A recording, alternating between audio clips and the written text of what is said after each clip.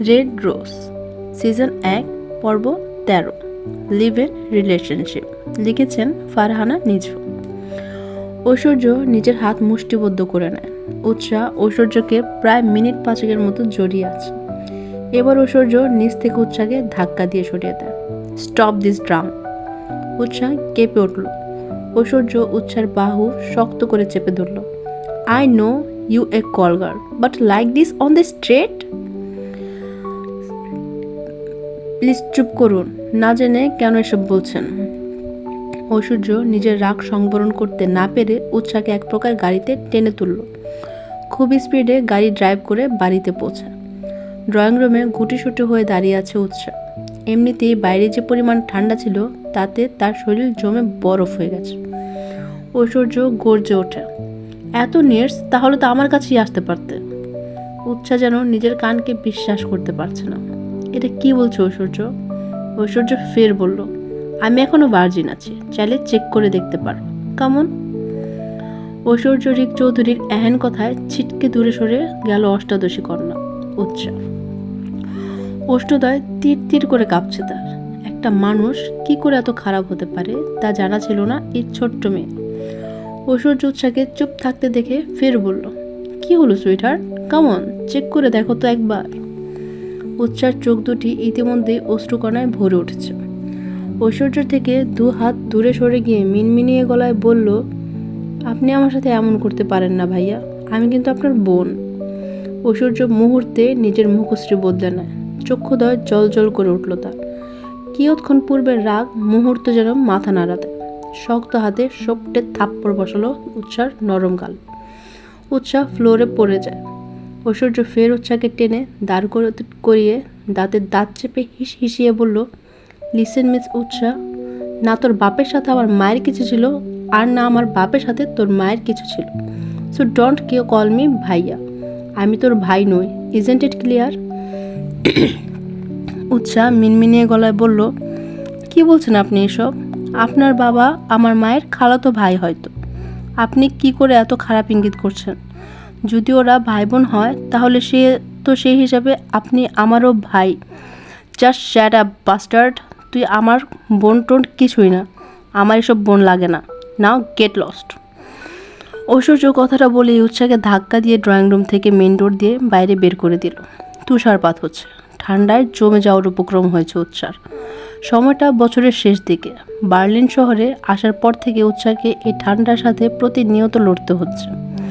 বছরের শেষ ডিসেম্বরের দিকে তাই ঠান্ডাটা বেশ জেগে বসেছে। দরজায় বার কয়েক নক করা সত্ত্বেও কেউ দরজা খুলল না। ঠান্ডায় কাঁপতে কাঁপতে নিচে ফ্লোরে বসে পড়ল উৎসা। আপাতত রাস্তা পুরো তুষারের কারণে ঢাকা পড়েছে। কোথায় যাবে কিচ্ছু বুঝতে পারছে না উৎসা। নিজেই 2 হাতে ঘষে উষ্ণতা খুঁজছে। পরনের শুভ্র রঙা ওড়না ভালো করে শরীরে জড়িয়ে নিয়েছে সে। হায়রে ভাগ্য তার। নিজের ভাগ্যের কথা ভেবে তাচ্ছিল্যের হাসি হাসলো উৎসা। স্যার, বাইরে তুষারপাত হচ্ছে, আপনি যদি এখন ম্যামকে এভাবে বাইরে রাখেন তাহলে ঠান্ডা লেগে যেতে পারে। ওফ, shut up miss Moon, please আপনি গিয়ে নিজের কাজ করুন। মিস মুন একজন কেয়ারটেকার, বহু বছর ধরে এদেশে তার বসবাস। ঐশ্বর্যের মা মিসেস মনিকা থাকাকালীন থেকে মিস মুনা কাজ করছেন। হতাশ হয়ে মলিন মুখের জায়গা ত্যাগ করলেন মিস মুনা। বর্তমান বাইরে তুষারপাত হচ্ছে, ঠান্ডা যেন আরও ঝেঁকে বসেছে। ঘুম কিছুটা হালকা হয়ে এলো উৎসার। শীতলতা কম লাগছে। উচ্চ চাদরের নিচে তুলতুলে নরম শরীরটা নিথর হয়ে পড়ে আছে। উৎসার চমকালো। মস্তিষ্কে চাপ প্রয়োগ করতেই কাল রাতের সব ঘটনা মনে পড়ে গেল তার। লাফ দিয়ে উঠে বসলো উৎসা। ভালো করে আশপাশটা তাকিয়ে দেখলো। এটা সেই রুম প্রথম দিন যখন ঐশ্বর্য তাকে নিজের বাড়ি এনেছিল। ঠিক সেদিন উৎসা এই রুমে ছিল। উৎসা দ্রুত বিছানা ছেড়ে নিচে নেমে গেল। নিজেকে ভালো করে পরখ করে নেয়। কাল রাতে ঐশ্বর্যের আচরণে এখন উৎসার ভীষণ লজ্জা সব কিছু একসঙ্গে ঘিরে ধরে। না, উৎসা ঠিকই আছে, কিন্তু ভেতরে এলো কি করে? সে তো বাইরে ছিল। উৎসা গুটি গুটি পায়ে বাইরে বের হয়। ড্রয়িং রুমের নিচে কার্পেটের ওপর বসে আছে ঐশ্বর্য, কাউচের দিকে পিঠ হেলানো। পুরো ড্রয়িং রুম অন্ধকারে ডুবে আছে। উৎসা রুম থেকে বেরিয়ে মিনমিনিয়ে গলায় বলল, ভাইয়া। ঐশ্বর্য যেন শুনেও শুনল না। ঐশ্বর্যকে চুপ থাকতে দেখে উৎসাহ ফের ডাকে, ভাইয়া শুনতে পাচ্ছেন? ঐশ্বর্য বিরক্তির রেশ টেনে বলল, উফ, ডোন্ট কল মি ভাইয়া, কল মি রিক। উৎসাহ মৃদু কণ্ঠে শুধায়, আমি এখানে কি করে এলাম? আচ্ছা, আপনি কি শুনতে পাচ্ছেন না? ঐশ্বর্য বসা থেকে উঠে দাঁড়ালো। উৎসার দিকে ঘুরতেই উৎসাহ চমকালো। এই আধারেও ঐশ্বর্যের অগ্নিচক্ষুদয় জল জল করছে। উৎসাহ শুকনো ঢোক গিলল। ঐশ্বর্য এগিয়ে আসছে, উৎসাহ সেই হিসেবে পিছিয়ে যাচ্ছে। এক সময় দেয়ালের সাথে চেপে গেল। ঐশ্বর্য এসে উৎসার মুখোমুখি দাঁড়ায়, এতটাই কাছে যে ঐশ্বর্যের তপ্ত নিঃশ্বাস উপচে পড়ছে উৎসার মুখশ্রীতে। আপনি এটা কি করেছেন? ঐশ্বর্য উৎসার ডান হাত চেপে ধরে দেয়ালের সঙ্গে, শুধু চেপে নয়, ঘষতে লাগলো। উৎসাহ ব্যথায় কুকিয়ে উঠল, ছাড়ুন প্লিজ। ঐশ্বর্য ছেড়ে দেয়, পাশের সুইচ অন করে। মুহূর্ত পুরো ড্রয়িং রুম আলোকিত হয়ে উঠল। ঐশ্বর্য নিজেকে ধাতস্থ করতে বার কয়েক ঘন ঘন নিঃশ্বাস টেনে নেয়। উৎসাহ ফুপিয়ে কেঁদে দেয়। ঐশ্বর্য উৎসার পানে তাকিয়ে বলে, এদিকে এসো, কাম। উৎসার হাত পা কাঁপছে, তবুও কচ্ছপ গতিতে এগিয়ে গেল। ঐশ্বর্য কাউচের উপর বসল। সিট। উৎসাহ বসল না, তার ভেতর কাঁপছে। ঐশ্বর্য কপাল চুলকে ফের উঠে গিয়ে উৎসার হাত টেনে ওকে বসালো। আচমক ঐশ্বর্য উৎসার ঠিক সামনাসামনি সেন্টার টেবিলের উপর বসল। লিসেন রেড রোজ, আমি তোমাকে অন্য কারোর সাথে সহ্য করতে পারি না। I really can't tolerate that. উৎসাহ মৃদু কেঁপে ওঠে। ঐশ্বর্য উৎসার হাত চেক করে, দেয়ালে লেগে খানিকটা ছিলে গেছে। ঐশ্বর্য গিয়ে কেবিনের ড্রয়ার থেকে ফার্স্ট এড বক্স নিয়ে এলো। উৎসার হাতে ক্রিম লাগিয়ে ব্যান্ডেজ করতে করতে বলে, I am not a good person red rose, সত্যিই আমি ভালো মানুষ নই। উৎসাহ কাপা কণ্ঠে শুধায়, আপনি হঠাৎ এমন করছেন কেন? ঐশ্বর্য বাঁকা হাসলো, I really don't know, I have also believe in মেয়েরা কখনোই ভালো হয় না। উৎসাহ আটকে ওঠে, দ্রুত নিজের হাত ছড়িয়ে নেয়। ঐশ্বর্য মাথা উঁচিয়ে উৎসার দিকে তাকিয়ে ভুবন ভুলানো হাসি হাসে। ফের উৎসার হাত কোমলভাবে টেনে ফের ব্যান্ডেজ করে দেয়। লুক, তুমি যদি আমার কথা মতো চলো তাহলে ট্রাস্ট মি, রানী হয়ে থাকবে। আর যদি অবাধ্য হও তাহলে। উৎসাহ সিটিয়ে গেল, কান্না পাচ্ছে তার, চোখ দুটো থেমে অনবরত পানি পড়ছে।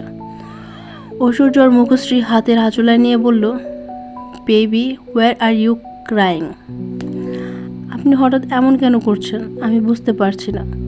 ডোন্ট ওয়ারি, আস্তে আস্তে বুঝে যাবে। আর হ্যাঁ, আজ থেকে তুমি এখানেই থাকবে, মানে আমার সাথে লিভ ইন করবে। উৎসাহ আশ্চর্যে চিৎকার করে উঠল, কি? তৎক্ষণাৎ কলিং বেল বেজে ওঠে। মিস মোনা কিচেন থেকে বেরিয়ে এসে মেইন ডোর খুলে দিলেন। জিসান ভেতরে প্রবেশ করতেই উৎসাহ দৌড়ে ওর কাছে গেল। জিসান ভাইয়া, দেখুন না আপনার ফ্রেন্ড কি বলছে। জিসান ঐশ্বর্যের দিকে তাকিয়ে ভ্রু উঁচিয়ে জিজ্ঞাসা করে, কি? ঐশ্বর্য গিয়ে কাউচে গা এলিয়ে বলল, আজ থেকে আমি আর রেড রোজ লিভ ইন রিলেশনশিপে আছি। জিসানের চোখ দুটো যেন বেরিয়ে পড়বে এমনতর উপক্রম। হোয়াট? ঐশ্বর্য বাঁকা হাসলো, yes bro. Rick, are you serious? Yes. Utsav বলে উঠল, স্টপ ইট, কি হচ্ছে এসব? আমি থাকবো না লিভ ইন রিলেশনশিপে। আপনার মাথা কি পুরোই গেছে চৌধুরী সাহেব? ঐশ্বর্য দীর্ঘ শ্বাস টেনে নেয়। অ্যাকচুয়ালি আমি তোমার ভালোর জন্যই বলছি। আমার সাথে লিভ ইনে থাকলে সেফ থাকবে, আদারওয়াইজ। ঐশ্বর্য ঠোঁট কামড়ে মৃদু হাসলো, তাতে যেন উৎসার সর্বাঙ্গ কেঁপে উঠল। একদম না, আপনি এসব করতে পারেন না। 100 বারবারই, লেটস মেক ইট ডিল। তুমি আমার সাথে লিভিং করো, তাহলে যদি আমার তোমাকে ভালো লাগে, আই মিন টু সে যদি ভালোবেসে ফেলি, তাহলে আমরা বিয়ে করব। তা না হলে। জিসান তৎক্ষণাৎ উৎসাহকে সাইডে টেনে নিয়ে গিয়ে বলল, এটাই সুযোগ মিস বাংলাদেশি, তুমি বরং ঐশ্বর্যকে পটিয়ে বিয়ে করে নাও। যদি একবার ঐশ্বর্যকে মায়ায় ফেলতে পারো, তাহলে আমি নিজ দায়িত্বে তোমাদের বিয়ে দেব। উৎসাহ বেশ বিরক্তি নিয়ে বলল, এসব ঠিক নয় ভাইয়া, আপনি তো এখানে পড়াশোনা করতে এসেছি। ও, তুমি বুঝতে পারছো না, বাইরেটা তোমার জন্য সেভ নয়। তুমি ঐশ্বর্যের সঙ্গে থাকলেই ভালো থাকবে। অবশ্য ঐশ্বর্য কিন্তু খারাপ নয়। উৎসাহ কপাল কুঁচকে নেয়, তাহলে উনি কি এসব বলছেন? এগুলো কি? জিসান বিভ্রান্ত হলো, তার মানে ঐশ্বর্য এতক্ষণে সব বলে দিয়েছে। উফ, ছেলেটা টু মাচ। ওগুলো কিছুই না, তুমি একটু দূরে থাকলেই হলো। ওই যে বয়ফ্রেন্ড গার্লফ্রেন্ড যেমন থাকে তেমনটা থাকলেই চলবে। উৎসা বেশ ভাবনায় পড়ে গেল। এখানে তার থাকার জায়গা নেই। মিহিকে খুঁজতে হলে আগে নিজের থাকার জায়গা করতে হবে। কিন্তু ঐশ্বর্য তো কেমন একটা বিহেভ করে, আদৌ এভাবে থাকা সম্ভব? ঐশ্বর্য টেবিল থেকে আইপ্যাড নিয়ে ঘাটাঘাটি করছে। উৎসাহ কিয়ৎক্ষণ ভেবে বলল, ওকে ফাইন, থাকবো। আমি লিভ ইন রিলেশনশিপে, তবে আমার শর্ত আছে। ঐশ্বর্য কান খাড়া করে শুনতে চেয়ে বলল, হোয়াট? উৎসাহ আমতা আমতা করে বলল, আমাকে আপনি ছুতে পারবেন না। ঐশ্বর্য ঠোঁট কামড়ে হাসে। Red rose is a bit more stupid. Okay done. আজ এ পর্যন্তই। আগামীতে আবার আসবো নতুন আরেকটি সুন্দর এবং রোমাঞ্চকর পর্ব নিয়ে। সবাই ভালো থাকবেন আর please like, share and do subscribe আমার ছোট্ট উপন্যাসে আমি।